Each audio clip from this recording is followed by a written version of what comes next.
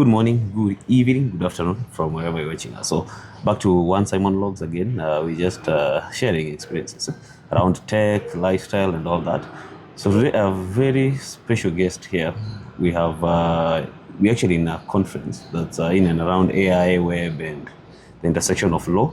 And I think joined by brilliant minds here. So, I'll just let them introduce and just say, just slightly your name and what you do.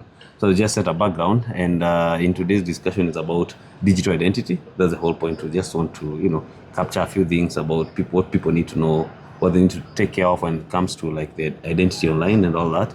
So please, we will start with you, Lewis. Yeah, so GM guys, Lewis Mwirigi, the founder of Msingi Crypto Academy, and I'm glad to join Mr. Simon today, and we are going to talk about digital identity and how to utilize the use of AI and other Web3 tools. So, welcome. Yes, my name is Eric Langat, and well, I can say that I'm just a farmer who likes to not choose their tools, but make sure that the garden is done, or basically the farm is done. Okay. So I use several tools to make sure that I help people become more automated. That it means they'll be more efficient and be fast at what they do. Oh, okay. That's interesting. And just to dig, well, at your introduction, you mentioned about Crypto Academy. Msingi, what do you guys do? And if you may just let us know, what's your understanding about now digital identity?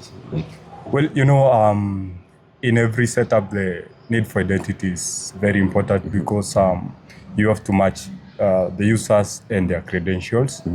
So in crypto, most of the times we have courses. Okay. In my academy, we have courses where you have to have some access. Okay. And for that, your credentials are very important because anyone else can access your course if the credentials are weak or the authentication is not as required. Okay. So I think it's an important part of it.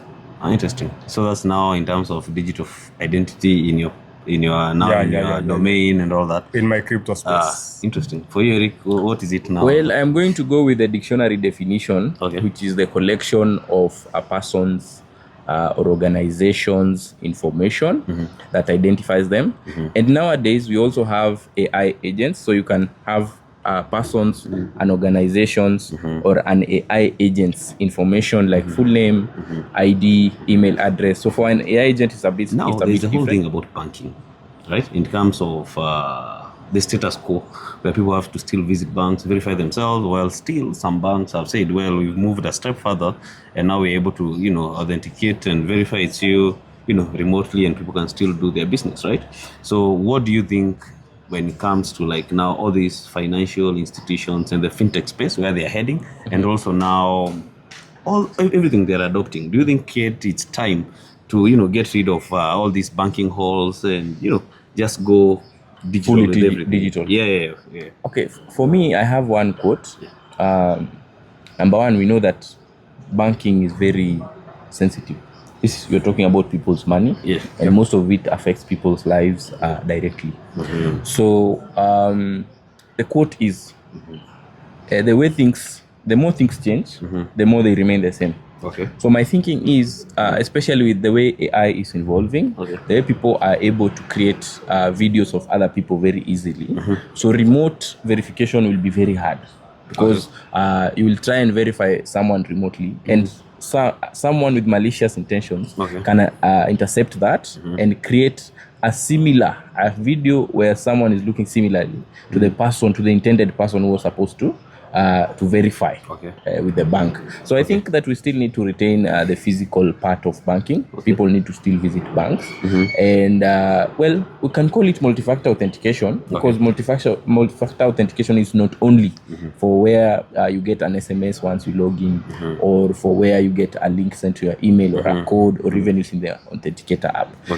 Visiting the banking stalls themselves is a way of multi-factor authentication. So I think for us to beat the deepfakes, we need to continue with visiting the banks physically and all other fintech spaces. Okay. Yes. So part of the major undoing in terms of all this progress is now it's easier now even to do identity theft and all that. Yes. Okay. Yes. Okay. It's becoming easier. Okay. Yeah, and it's not even being easier to steal identity. It's becoming easier to create a replication of someone's identity. Okay. That's a perspective. So, Lewis, what do you think? So, according to me, from a crypto person perspective, Yeah. I think the decentralized systems solve for that because, the centralized versus decentralized systems, the main difference is control. Okay. So, in your bank, there is limits to what you can withdraw, to what you can deposit without being asked questions. Okay. On our side in crypto, you can deal with enormous amounts of money, no questions, no borders, no censorship, So no one will limit you from, maybe, let's say you will withdraw $5,000 today. That's your limit, And for that, crypto, it's not stable yet because, it's a young concept. Yeah. And there have been some cases of security breaching. Yeah. The cases of wallet hacks and those chain drains. Yeah. So I think as we are growing, these things needs to be taken care by, maybe most of the times coming up with several ways to read people's let's say their behavior and identifying if the person who is trying to make a withdrawal is the owner of this wallet or it's someone else. Okay. And I think on that aspect, AI can be of much help. Of much help. Yeah. And I know you've mentioned about centralized and decentralized system, and it becoming now a concept where now crypto came in now, right? Where we are coming from, and I know crypto came in then before everyone was discussing about crypto and everything as the buzz. Then AI came in and now everyone is talking about AI. But there's still some concepts about crypto that are not well understood by many. So if you may just put it very simply, so what is it about centralized systems and decentralized and the whole thing about democratizing the coins and all that? All right. So let me start here. For a vehicle to work, there must be some roads, there must be fuel, and there must be passengers to be ferried with that vehicle. So for AI to work, it needs those agents, large language models, robotics, and other parts of AI. All those need one thing that has been operating with humans since time immemorial: money. Okay. Movement of money is very essential for any civilization to grow. Now, coming to money, in Web2, we use the paper money, Fiat currency. the currencies from the governments, coins and papers, right? So, with those, like AI agent won't be able to handle Kenya shillings, like the papers, but it cannot handle numbers on a screen, right? So that is where crypto and AI get to marry each other. And that is why we are saying that for AI to grow, it needs crypto because it's the rails that it will be used for payments and settlement. Okay. All right. So let's take this example. Maybe I have a robot that I used to buy some food from a store nearby. Okay. And I have a Web3 wallet that I have specifically given my authentication to that robot. Whenever it goes to get me some food, it uses the money from that From your crypto wallet. From that crypto wallet. So like if it is going there and it is buying from another agent, I can't give it coins like to go and buy me food. I have to use the wallet that is how they work together. Okay. So what is happening right now, it is not that people have forgotten crypto and jumped into AI. It is that they built crypto, it was not perfect. Now they are building AI, which will not be perfect easily, but they will make them perfect with time, because everything takes time to grow. Yeah, it takes time, and now with adoption and all that. Yeah. Then I think, Eric, you had some questions about in our pre-discussion. Yeah, you had mentioned about crypto, or rather even the whole concept about Web3 coming to solve what was already, an existing problem, right? So, what do you think about the whole concept about crypto? And just to mention is that when you mention crypto, there's so much going on around in terms of even like most people when they hear crypto, it's about it's just Bitcoin and all these trading guys who are online, just flexing about life and all that. Yeah. Yeah. So I think before we go to Eric's perspective, just tell us, how did we get to this crypto thing? How did we move now from fiat and now we are looking at crypto? And what is this crypto trading and the whole mining concept? Just make it brief for someone and very concise for someone who is new to tech or just knows, basic digital skills. How would you tell them, like, what was this whole thing about, crypto and all that? Okay, so crypto started with Bitcoin, right? In 2010. Okay. So when Bitcoin was being mined, it was very worthless. Okay. It was going for almost. There is a guy who bought a pizza with 10,000 Bitcoin in 2012 or 2011. Okay. I remember. So for anything to be adopted, people have to get some belief with it first. Yeah. So when Bitcoin rose to its highest level around 2017, 2018, many people thought that crypto is a shortcut to riches, because for Bitcoin it was the first one. It had 21 million coins cap. It is very. Let me use what word. It's let me say it's the pioneer coin of all the other cryptos. So when Bitcoin came, and people who are mining Bitcoin, which was worthless 5 years down the line, and now they are millionaires, everyone thought that mining crypto is the next. It's a thing. It's coming in, and so everyone jumped in. And what happened was there were thousands of coins. These coins, some of them, they solve some problems like Solana, like Ethereum, those big coins. And now, scammers took advantage of the fact that people want to buy coins. People are now hooked to easy money, because where there is there is risk, there is returns, and where there is returns, there is risk. So scammers would now create what we call meme coins. They come and tell you this coin is like Bitcoin. Bitcoin was like this in 2011, and then now you in your mind you remember someone bought a pizza with 10,000 Bitcoin, which is worth millions of dollars right now, and now you buy without knowing what does this coin do, who is behind it, and then they steal from you, and now you think that crypto is some kind of theft or scam, and that bad thing. But for those of us who have taken time to understand, and anyone who is interested in understanding how it works, crypto is one of the most futuristic technologies ever. Because right now we have stable coins, which are used in payments, in exchanges, and kind of they are borderless. You can buy a car from Japan like right now directly without involving all these transfers your banks, of currency to fees, then you lose some on forex exchanges and all that. And all that, it's for cents. Like it's cheaper compared by using traditional means.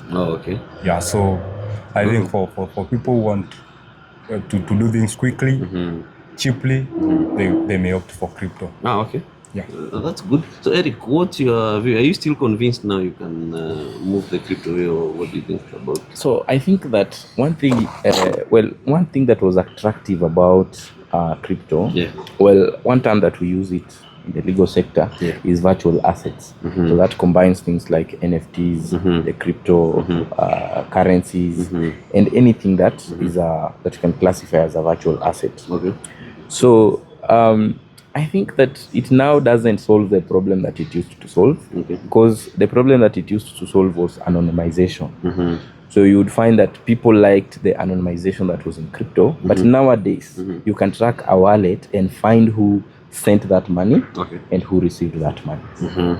So you find that, and also the gas fees nowadays are a bit expensive also. Yeah.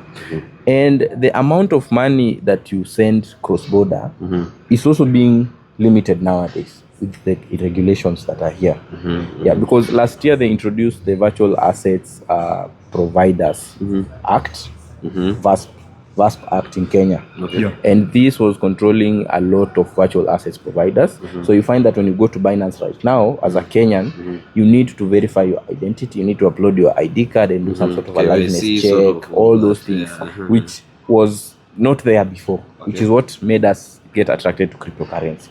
But you find that nowadays, not a lot of people use it. We also find that the value of Bitcoin right now has really gone down. And it has also been susceptible to rug pulls, where people just launch meme coins, and after speculation, people buy the meme coins and then they remove them from the market. I think that's what you just mentioned. So that is one of the issues. Another issue is that they're based on pure speculation. There is nowhere where you'll go to a central bank and find that it is pegged to any gold or any kind of asset, physical asset. There is nothing like that. Such that when tomorrow they decide to close their companies, those people who have crypto will lose it. Because if Bitcoin today decide that they shut down their servers, tomorrow we will not be having Bitcoin. It is just based on people deciding that today we are going to shut it down, and that's it. It shut down, and you will not have money anymore, because number one, we don't even know who created Bitcoin. Yeah. So if we don't even know the people who created these things, why are we even trusting them? We are trusting them because they say that there is a code that was written by people. And they will cap it. They say they'll cap it, they'll not add more. And I don't know it is decentralized. What do you mean decentralized? That is just a fancy word of saying that if today your money is lost, we have no way of getting that money back. Because if all the nodes in that blockchain network go off, then all the money is gone. You will have nowhere where you'll go sue claim or Bitcoin. Do anything. Yes, you have no people that you track down, because everything is spread out everywhere. Such that a few people can decide to maliciously shut down their servers and go away with your money. And also, you've talked about withdrawal of money. Well, nowadays, you can withdraw money from your crypto wallet to your bank, and you have an issue of explaining where you got this money from. And you have to provide lots and lots of documents, which is really tiresome, because you have to go to Binance, request them for documents, then go to the bank, they verify, they get in touch with Binance, and all those other crypto exchange platforms. So it's becoming tiresome. It's not really solving what we wanted, because what it solved was efficiency, because you can transact very easily, quickly, cheap transaction fees, and because also there's no aspect of reversing your money. It means that once you send your money to a wrong wallet address, your money is gone like that. You can imagine sending $10,000 worth of crypto to a wallet, and you cannot reverse it just because you sent it to a wrong wallet. And they've decentralized. Yes. So you just better go to a bank where you can trust them with your money, and they just send it to whoever you want to send. Even if you're going, let me ask you. Today you have 10 million, and your transaction fees is 10,000 Kenya shillings, You're not willing to sacrifice this 10,000 in order to send you 10 million. Yes.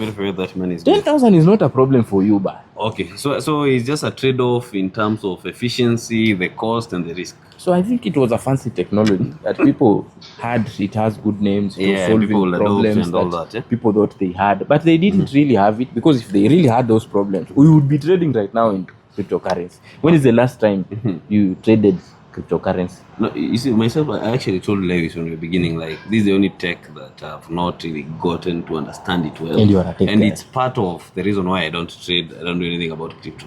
Because for me, for a tech that again requires, the financial muscles and all that, Yeah. and getting to run all these monies again, like you said, it's a risk that I wouldn't take, given that I have no good understanding. Yeah. But now I'm meeting Lewis and I'm realizing, well, I could give it a try in terms of, Let me add something also. I want to what's say coming. also that that thing is kind of a Ponzi scheme. You know why? Explain. Because I don't want to say that. I know you will tell me that you will benefit from Web3 because Web3 has a lot of other things there. Well, the technology is useful in other aspects, but when we are talking about this cryptocurrency, it's kind of a Ponzi scheme because today. I want to first to answer because I know you will answer me and say I have joined Web3. I know that if I trade, I will get some money. But if you look at it very well, only a few people will benefit. And these are the people who have a lot of deposits there. They make very small margins and then they close their wallet. Make small margins, close their wallets.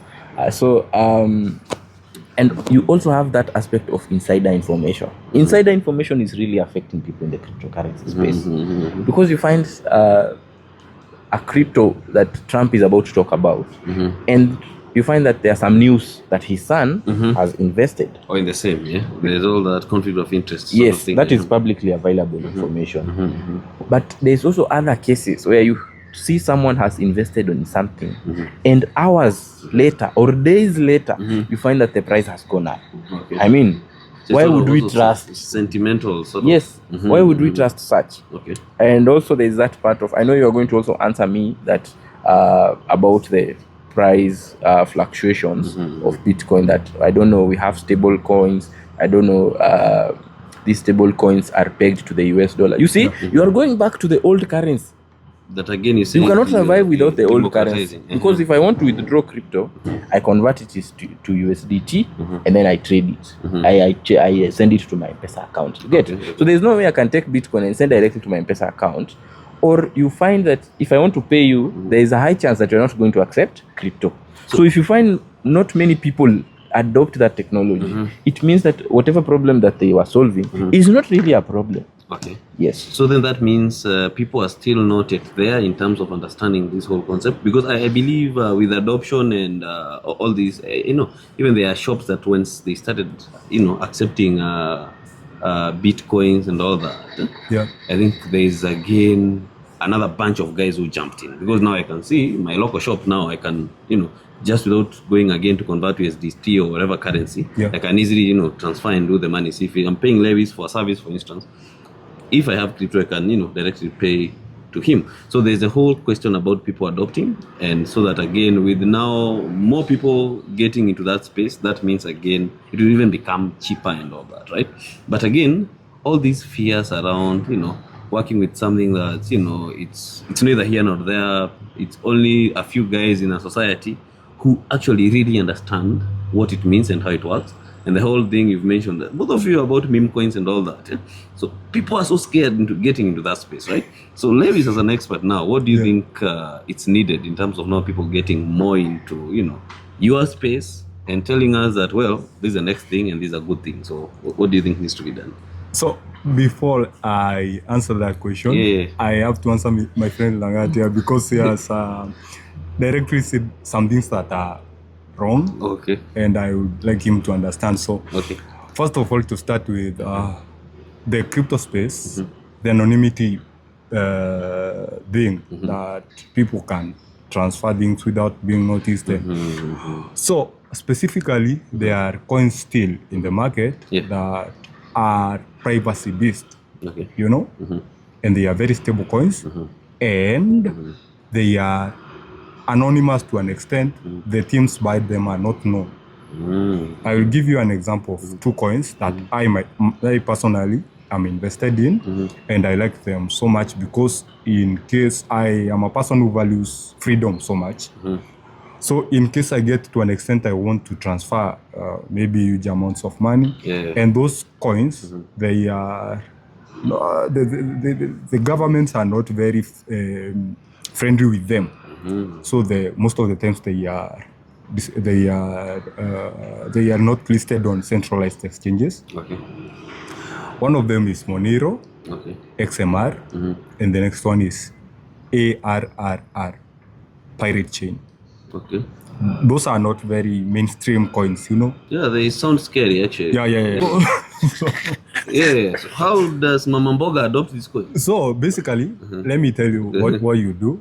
What you do, these ones are not meant for the grassroots adoption. Okay. They are meant for when you want to do something anonymous, and then you convert back to stable coins, and then now you are selling and buying. Okay. Number two, I want to clarify that even in crypto space, there are centralized structures and decentralized. For example, you mentioned Binance. Binance, That's a centralized exchange. Okay. That one has an office, has known CEO, has a known team, and they can be regulated by a government. So I was talking about Bitcoin itself. It is decentralized, yeah? Yeah, Bitcoin is decentralized. Okay. Decentralization means that it has no any central point of failure. For example, Binance, they arrested their CEO some times back. But Binance is an exchange platform. Yeah. Crypto. Yeah. Bitcoin is crypto. Okay. Now, they can't arrest the owner of Bitcoin. The whoever created it, because they don't know who is that. Okay. Let me put that into perspective. Dealing with humans is very hard, and I always think at the back of my mind, that is why God hid himself. Because if we knew where he would, some of us would be going to him with guns, some of us with money, to try and bribe him. Some of us would be threatening him. So I think whoever created Bitcoin was had a godlike kind of thought. Like, that is why his identity. But there is someone who created it somewhere. Or maybe a group, or no one really knows. We all speculate. It could be me. Yeah. And today I decide I shut it down.